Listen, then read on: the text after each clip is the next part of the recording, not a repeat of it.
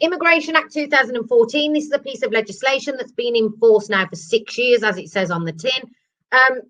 And in a nutshell, you have an obligation as a landlord, and we have obligations as agents, to ensure that all occupiers aged 18 or over living within a property has provided evidence of their right to reside in the UK.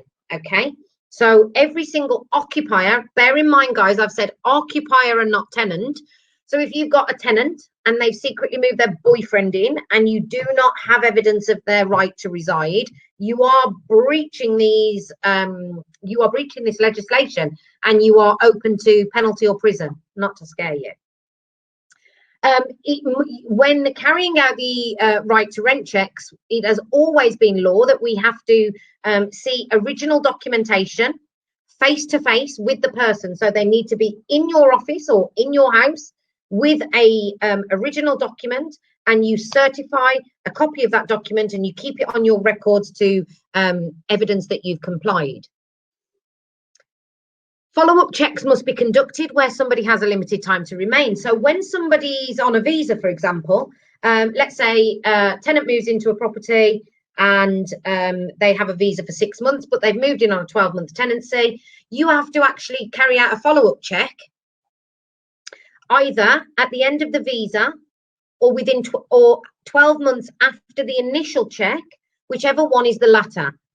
So if their visa expired in 6 months and they were on a 12-month tenancy, that's okay. You don't have to check it at the visa expiry end date. You check it in 12 months' time. But it's very important that you carry out the follow-up check. And this is one of the things that a lot of self-managing landlords forget or don't diarise, or it's just one of those things you must make sure that you're diligent about, and it's in the back of your mind. Okay. As it says here, landlords and agents must keep evidence that the checks have been conducted.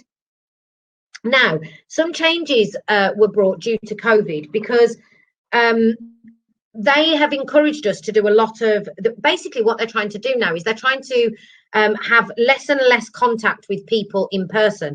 So they're encouraging us to do as many things as we possibly can virtually, using tech, using DocuSign, and therefore really limiting, human contact to contact during the pandemic.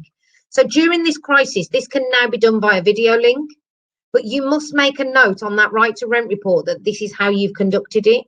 And you must make sure that once this COVID crisis is over and the government announces that things have gone back to normal for the Immigration Act, that you recomplete that check immediately. So what I'm saying to you is a video check at the moment is completely and utterly satisfactory, but that will need to be followed up as soon as we're legally allowed to do so again and the Immigration Act changes.